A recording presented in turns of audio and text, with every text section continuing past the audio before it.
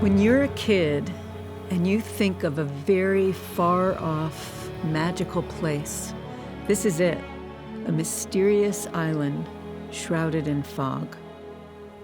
Around the world, cloud forests are rapidly disappearing, and this is one of the last intact cloud forests on Earth. The island of New Guinea is unique in all the world. Hundreds of endemic species are found only here, and many yet to be discovered. It's a forest of secrets. The Matschie's tree kangaroo is an endangered species. Its only home is the northeastern portion of Papua New Guinea.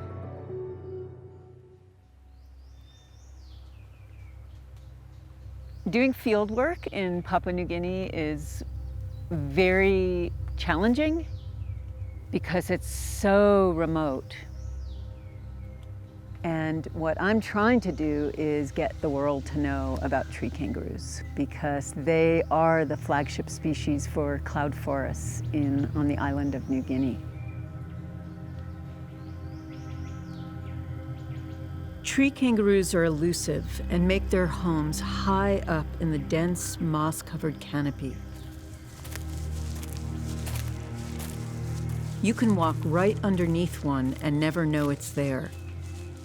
They are perfectly camouflaged.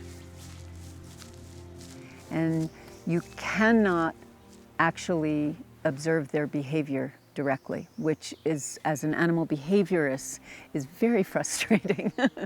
But we can figure out different ways. We've used this critter cam method of having them videotape themselves so we can look at their feeding behavior. We use radio collars to study their home range. So there's a variety of ways to get into the life of a tree kangaroo. So it's pretty tough trying to just find them in the wild.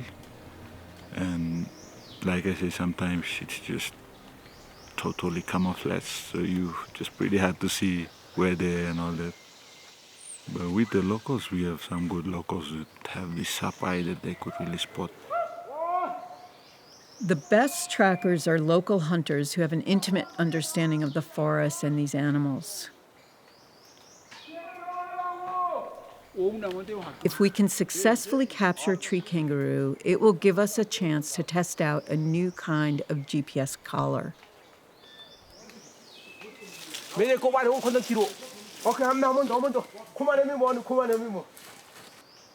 Within hours, our team has caught its first tree kangaroo.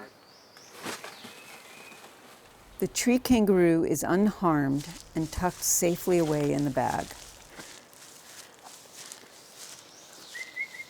Hey! Oh, you kiss him, Wampela! Oh my gosh, Eki! Eki! Oh my gosh. Oh. A man or Mary? Mary. Mary. Bikini got Sablon baby. Baby. Baby in Sablon. Oh, okay, let's. You may go. Yes, you may go. Yeah, you looking dead. We have one. We got a tree kangaroo. He said white, so I think little. Once back at camp, we check her vitals and give her a mild sedative.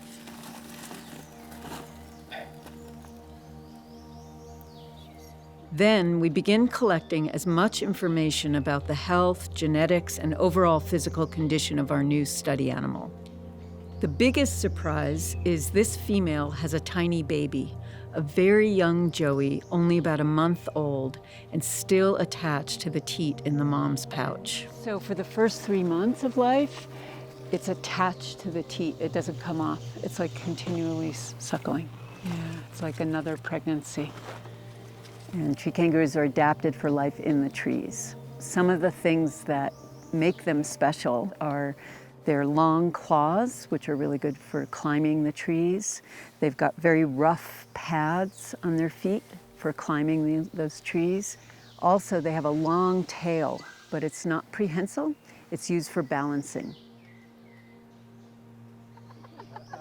very exciting for all of us to be able to, really spend time with the animal that you're studying. Oh, is he beautiful or This what? last step is the reason why we're all here. We fit our study animal with a new kind of GPS collar and hope everything goes according to plan. All righty, let's get it back in the bag so she can Okay. With her brand new GPS collar attached, it is now time to release her back into the wild. So one of the reasons why I love working in Papua New Guinea and why I've dedicated my life to working here is because the land is owned by the local people. So I always say it's the tree kangaroo that brought me to Papua New Guinea, and it's the people that keep me working here. And I think what's so important, and I think it's a lesson for the world, is that if you empower local landowners to be stewards of their forests, their seas, their wildlife, they can take care of it and it can be sustainable.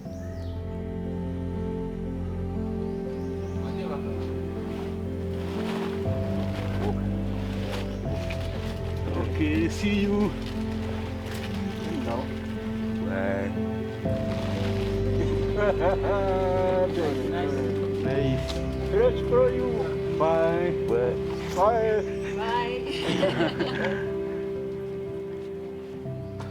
Over the course of this expedition, we would capture, collar, and release 5 tree kangaroos.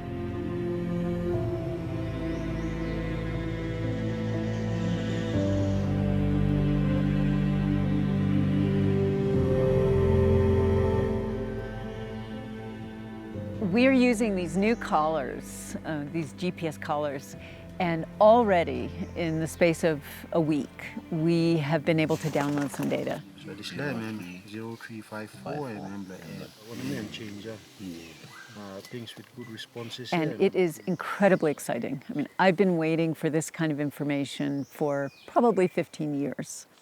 We are learning when they are moving up and down the trees. So what is their time budget? How do they spend their day? How do they spend their night? We were already seeing that. The other thing that we're able to do is get so many more GPS points for each animal, which means we are able to see where they spend their time in the forest. And we're going to be able to overlay that on a map of the forest. And then we can look at what trees they're spending more of their time in, where they're feeding, etc.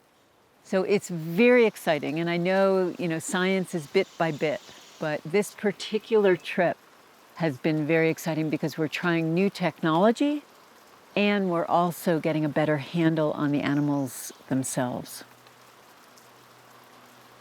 But this is only part of the story. If you look out over this forest, all this land, as far as the eye can see, is owned by the local people. It is now one of the largest protected cloud forests in the world.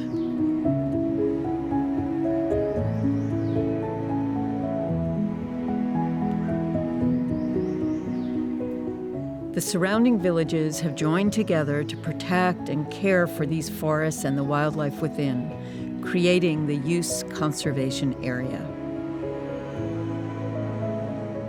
So we have supported them in creating a conservation coffee.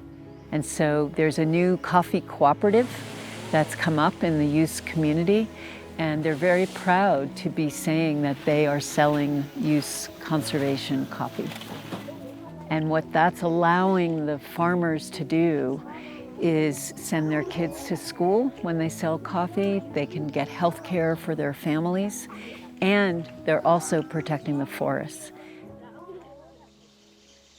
They themselves created the first conservation area for Papua New Guinea.